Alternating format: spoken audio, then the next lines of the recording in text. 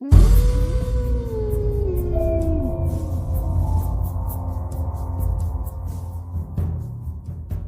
कहानी की लेखिका है सोनिया सैनी। कहते हैं डायन अपना बदला 7 जन्म के बाद भी नहीं भूलती। एक बार जो डायन किसी का घर देख ले उसे छोड़ती नहीं। तकरीबन 70 साल पहले की बात है। पहाड़ के एक छोटे से गांव में रहने वाले रंजन को पिछले कई दिनों से कोई काम नहीं मिला था, इसलिए काम की तलाश में वो अपने गांव से काफी दूर निकल आया था। सर्दियों की कोहरे से ढकी शाम थी। हर तरफ कोहरे ने अपनी पहर जमा ली थी, जिसकी वजह से रंजन उन पथरीली रास्तों में भटक गया था। तभी उसने देखा कि पीपल के घने पेड़ के नीचे एक बाबा बैठे हुए चिल्लम फूंक रहे हैं। उस रात के साए साए करते सन्नाटे में किसी इंसान को देखकर रंजन की कुछ हिम्मत बढ़ी और वो जाकर बाबा के पास बैठ गया। कहाँ वीरानों में भटक रहा है बच्चा? इधर का तो नहीं लगता। मैं 7 कोस दूर डिबरी गांव से काम की तलाश में निकला था। काम तो नहीं मिला, लेकिन लौटते हुए अंधेरा हो गया तो पहाड़ों में रास्ता भी भटक गया। अब ना आगे का कुछ समझ आता है ना पीछे का। ऊपर से ये ठंड खून जमा रही है और डर और घबराहट से दिमाग काम नहीं कर रहा है। बाबा, पहाड़ों में ऐसे दिन ढले वीरान रास्तों पर निकलना ठीक नहीं होता। तू ये जो नहर के साथ वाली पगडंडी है उसे पकड़ कर निकल जा।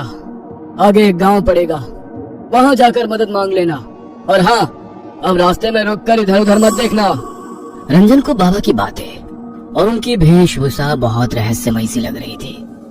बाबा के सर से लटकती लंबी जटाएं उनकी मुंह को ढके हुए थी।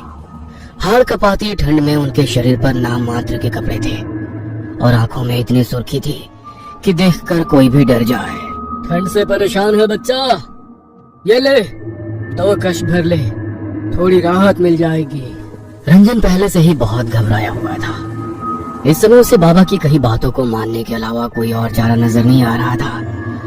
थोड़ा सा कुचाते हुए उसने हाथ आगे बढ़ाया और चिल्लम बाबा के हाथों से लेकर 2 गहरे कश खींच लिए।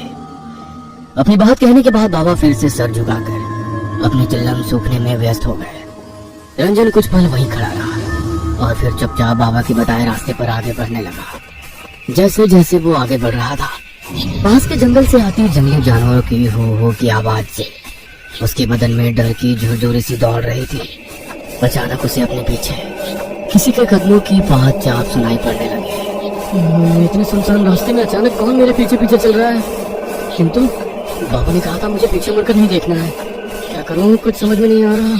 रंजन अभी कुछ समझ पाता कि उसे अपना नाम सुनाई दिया। रंजन, रंजन, इतनी जल्दी मेरी आवाज भूल गया? अपना नाम सुनकर रंजन ने चौंक कर पीछे मुड़कर देखा तो उसे अपने ठीक पीछे वही बाबा दिखाई देते हैं। आओ, मैं तुम्हें ये रास्ता पार करा देता हूँ। तुम्हें डर लग रहा था ना? बोलो, कहाँ तक जाओगे? लेकिन अचानक से बाबा यहाँ कैसे आ पहुँचे? और उन्हें कैसे पता मुझे डर लग रहा है? लगता है तुझे मेरी मदद की जरूरत नहीं। नहीं, ऐसी बात नहीं है। बस मेरा कोई ठिकाना नहीं बाबा। काम की तलाश में निकला था। रात में किसी गांव में डेरा लगा लूंगा, सुबह फिर काम ढूंढने निकलूंगा। इस रास्ते से दाएं घूम जाना, आगे एक जंगल दिखाई देगा। वहाँ पर एक बूढ़ी रहती है, किसी विश्वास के आदमी को ढूंढ रही है जो उसके बंगले की मरम्मत कर दे। बदले में तुम्हें अच्छी रकम दे देगी, लेकिन उसकी एक शर्त है कि बस अपने काम से काम रखना होगा। घर में किसी सामान को हाथ नहीं लगाना है और बूढ़ी से कोई सवाल भी नहीं करना है। एक और बात का ख्याल रखना, बूढ़ी औरत के पीछे जाने की गलती कभी ना करना। मुझे बस काम मिल जाए, इसके अलावा मुझे उस बूढ़ी से कोई मतलब नहीं। आपका बहुत बहुत धन्यवाद बाबा, लेकिन इतनी रात गए क्या वहाँ जाना सही रहेगा? तुम जाओ, वो बुढ़िया रातों को सोती नहीं है। तुम्हें वो तुम्हारा इंतजार करती मिलेगी। रंजन को बाबा और उनकी बातें अब भी और रहस्यमयी लग रही थी, लेकिन इस समय उसके पास ना तो रात गुजारने का कोई साधन था, न काम का ठिकाना। काम के लालच में वो बाबा के बताए सुनसान रास्ते की ओर मुड़ गया। कुछ देर बाद उसे एक पुराना सुनसान सा बंगला दिखाई दिया। बंगले को देखकर ऐसा लगता तो नहीं कि यहाँ कोई रहता होगा। जैसे ही रंजन बंगले के दरवाजे के सामने पहुँचता है, वो दरवाजा खुद ब खुद खुल जाता है और उसके सामने काले घाघरे और चुनरे से मुंह छुपाए एक बूढ़ी दिखाई देती है। कौन हो? यहाँ क्या करने आए हो? माई, आपको मिस्त्री की जरूरत है? मैं आपका काम पूरा कर दूंगा, बस काम की तलाश में यहाँ आया हूँ। हाँ ठीक है, मुझे ज्यादा सवाल करने वाले लोग पसंद नहीं। बातें नहीं, बस काम पर ध्यान देना। जी समझ गया। और मेरी दिहाड़ी? पैसों की तू चिंता मत कर, तेरी इच्छा से ज्यादा ही मिलेगा। बुढ़िया उसे अपने साथ बंगले के अंदर ले जाती है। अंदर का माहौल कुछ अजीब था। पूरे घर में अजीबो गरीब सी चीजें दिखाई दे रही थी। जगह जगह छोटे छोटे आईने लटके दिखाई दे रहे थे और उन आईनों के साथ अलग आकार की काले कपड़े से बनी गुड़िया लटकती हुई दिखाई दे रही थी। उन सभी गुड़ियों को देखकर रंजन को कुछ अजीब सी सिहरन महसूस हो रही थी। काली गुड़िया की आंखों के आसपास लाल रंग दुपट्टा दिखाई दे रहा था, जिससे वो बहुत भयानक दिखाई दे रही थी। ये घर कुछ अजीब सा क्यों महसूस हो रहा है मुझे? इतने अजीबोगरीब सामान। लेकिन बुढ़िया ने कहा कि कोई सवाल नहीं करना है, इसलिए अपने मन की शंका मनी में दबाए रंजन बंगले के उस भाग में पहुंच जाता है जहां पर उसे मरम्मत का काम करना था। बुढ़िया ने उसे रात में ठहरने को एक कमरा दिखा दिया और अगले ही दिन से काम शुरू करवा दिया। इस आंगन को खोद कर यहाँ पर एक पक्का कुआं बनाना है। कर पाओगे? मेहनत का काम है। और हाँ, इसके आसपास चारों ओर दीवार बनाकर घेरा भी करना है। रंजन खुशी खुशी काम करने के लिए तैयार हो गया था। दिन भर बिना मुंह से चू की भी आवाज किए वो अपने काम में लगा रहता। बदले में बुढ़िया उसे दुगनी मजदूरी और दोनों टाइम का खाना खिला देती है। एक सप्ताह के बाद काम पूरा हो गया, ये ले तेरा हिसाब। डिमरी गांव से आया है ना तू? हाँ, डिमरी से ही आया हूँ, लेकिन आपको कैसे पता? रंजन की बात सुनकर बुढ़िया ने गुस्से से उसकी ओर देखा। बोला था ना कोई सवाल नहीं। सुन, मेरा एक काम करेगा। तेरे गांव में एक आदमी रहता है, सज्जन सिंह। जानता है उसे? नहीं, जानता तो नहीं हूँ, लेकिन उसकी गांव में एक बड़ी दुकान है, इसलिए नाम सुना है उसका। मेरा दूर का रिश्तेदार है, उस तक कुछ सामान पहुंचाना है। तुझे इस काम के बदले मैं थोड़े पैसे और दे दूंगी। करेगा ना? रंजन खुशी खुशी बुढ़िया का सामान पर उसके गांव तक पहुंचाने को तैयार हो जाता है। बुढ़िया ने एक पोटली बांधकर उसे थमाई और कुछ पैसे देकर विदा कर दिया। रंजन ने एक सप्ताह काम करके अच्छा धन इकट्ठा कर लिया था। पोटली लेकर वो सज्जन सिंह के घर पहुंच जाता है। जी, क्या आप ही सज्जन सिंह हो? सज्जन सिंह के लिए ये सामान उनकी किसी जानने वाली ने भिजवाया है। कहाँ से आए हो? किसने भिजवाया है? मुझे ज्यादा जानकारी नहीं है, मैं तो साथ कुछ दूर काम करने गया था। वहीं एक बुढ़िया मिली जिसने ये सामान आपको देने के लिए कहा। सज्जन सिंह हैरानी से वो पोटली खोलकर देखता है तो उसकी चीख निकल जाती है। तुरंत ही वो उस पोटली को वापस बांधता है और उसे वापस पकड़ा देता है। इसे तुरंत वापस लेकर आओ, जिसने तुझे ये दी है। ये मेरा सामान नहीं है, और खबरदार, अगर आज के बाद यहाँ दिखाई दिया, मुझसे बुरा कोई नहीं होगा। सज्जन सिंह को गुस्से में देखकर रंजन पोटली लेकर अपने घर आ जाता है। आजकल किसी के साथ भलाई करने का जमाना ही नहीं रहा। साथ को उससे मैं ये पोटली धोकर लेकर आया और यहाँ आकर उस बूढ़े ने सामान लेने से इनकार कर दिया। कहता है मैं तुरंत जाकर उसे वापस करके आऊँ। अरे छोड़िए ना, आपको क्या जरूरत है वहाँ जाने की? इसमें जो भी सामान है उसे हम रख लेते हैं। कोई मूर्ख ही होगा ना जो इतनी दूर ये सामान लौटाने जाएगा। पागल मत बन, हमें इसे खोलने की भी जरूरत नहीं है। जो भी सामान है हम वापस कर देंगे, बस। जो अपना नहीं वो मिट्टी। रंजन की पत्नी को जाने की हसरत थी। वो हर हाल में देखना चाहते थे कि इस पोटली में बुढ़िया ने क्या कीमती सामान दिया है। इसलिए रात को रंजन के सोने के बाद वो पोटली खोल देती है। पोटली देखकर उसके पैरों के नीचे से जमीन निकल जाती है। इस पोटली में तो बड़ा ही अजीब सा जादू टोने का सामान रखा हुआ है। हे भगवान, कहीं इसीलिए तो उस बूढ़े ने ये सामान इनसे वापस करने को तो नहीं कहा था। और ये क्या, इस काली गुड़िया ने तो हूबहू मेरे जैसे कपड़े पहने हुए हैं। उर्वशी पसीने से तरबतर हो गई थी। अगली सुबह सुनिए जी, ये पोटली उस बुढ़िया को वापस देकर आइए, और चाहे जो हो जाए आप वहाँ एक पल को भी ठहरना मत। तूने ये पोटली खोली थी क्या? नहीं नहीं, मैंने कुछ नहीं देखा, बस तुम ये वापस देकर आओ। रंजन वो पोटली लेकर घर से निकलकर अभी कुछ ही दूर पहुंचा था कि सज्जन सिंह के घर से रोने की आवाजें सुनाई दी।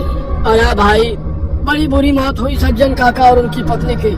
लगता है किसी ने मारकर फांसी पर लटका दिया हो। लेकिन हैरानी की बात तो ये है कि कमरा अंदर से बंद था। ऐसा कैसे हो सकता है भला? भाई, मुझे तो कुछ ऊपर का चक्कर लग रहा है। ये किसी इंसान का काम नहीं हो सकता। हालत देखी थी दोनों की, पूरा शरीर ऐसे मरोड़ा हुआ था जैसे कोई कपड़े की गुड़िया को मरोड़ता है।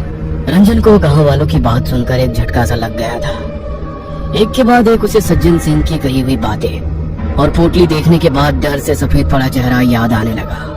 ना जाने क्या पहली है इस पोटली की। कल मैंने ये पोटली दी और आज सुबह उसकी मौत हो गई। रंजन तेजी से बुढ़िया के बंगले की ओर बढ़ा जा रहा था। आज जब वो बंगले के सामने पहुंचा तो पहला बंगले के दरवाजे पर एक ताला लटक रहा है और बंगला भी उसे कुछ ज्यादा ही सुनसान सा नजर आया। रंजन अब इस बंगले और बुढ़िया का सच जानना चाहता था, इसलिए वो ताला तोड़कर उसके अंदर घुस जाता है। अंदर का नजारा देखकर उसकी आंखें आश्चर्य से फैल गई थी।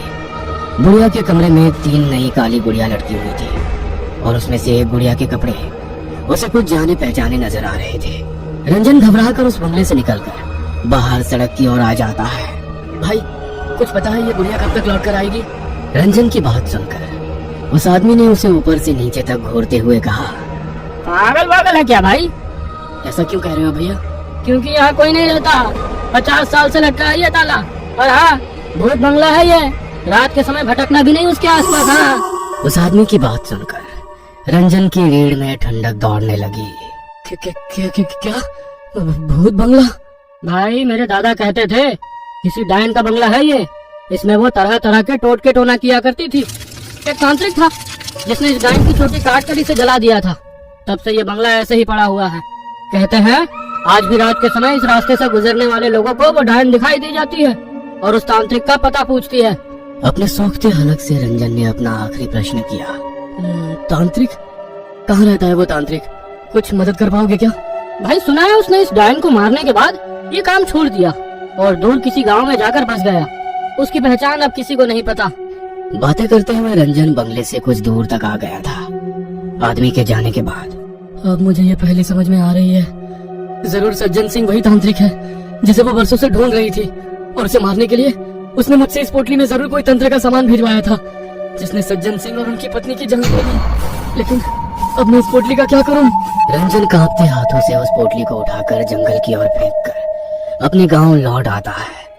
गांव आने के बाद उसने अपने घर का दरवाजा खोला तो उसे उसकी पत्नी भी सज्जन सिंह की तरह रहस्यमय हालत में फंदे से लटकी हुई दिखाई देती है।